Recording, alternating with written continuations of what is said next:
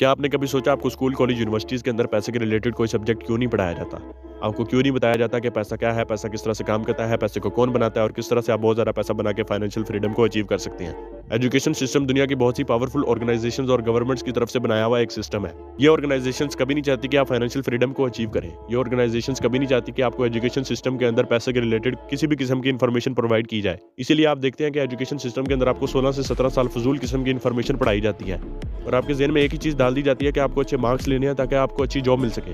Employment system यानी कि job का सिस्टम इन ऑर्गेनाइजेशंस का एक और बनाया हुआ ट्रैप है, जिसके अंदर आपको ये फिक्स अमाउंट ऑफ सैलरी और परमानेंट जॉब की गारंटी देके ट्रैप कर लेते हैं, फंसा लेते हैं। जब एक इंसान एम्प्लॉयमेंट ट्रैप के अंदर फंस जाता है तो वो फाइनेंशियली मजीद ग्रो नहीं कर सकता। ऊपर से ये ऑर्गेनाइजेशंस रिजर्व बैंक्स के थ्रू इन्फ्लेशन यानी कि महंगाई को और इंक्रीज कर देती हैं,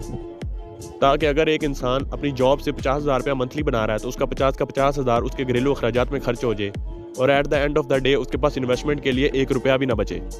और वो इन्हीं के बनाए हुए सिस्टम का गुलाम बन के रह जाए। आपको ये चीज़ समझनी होगी कि जिस पैसे के लिए आप अल्लाह ताला को भूल जाते हैं, जिस पैसे के लिए आप अपनी फैमिली से दूर जाते हैं, जिस पैसे के लिए आप 9 to 5 जॉब करते हैं, वो पैसा ये ऑर्गेनाइजेशन द रिजर्व बैंक्स के थ्रू जितना चाहे उतना प्रिंट कर सकती हैं। एक चीज़ जिसको ये ऑर्गेनाइजेशंस प्रिंट कर सकती हैं जितना चाहे, उस चीज़ के लिए आप अपनी पूरी ज़िंदगी काम करें तो आपसे बड़ा कोई बेवकूफ़ नहीं है। मैं ये नहीं कह रहा कि आप अपनी एजुकेशन को छोड़ दें, मैं ये नहीं कहता कि आप अपनी जॉब को छोड़ दें। मैं सिर्फ ये कह रहा हूँ कि इन सब चीज़ों से, इन सिस्टम से बाहर निकलने के लिए आप साइड हसल पे कोई ना कोई बिजनेस स्टडी करें, कोई फिजिकल बिजनेस, कोई ऑनलाइन बिजनेस, और फिर उस बिजनेस में इन्वेस्टमेंट करने के लिए कुछ ना कुछ सेविंग्स करें।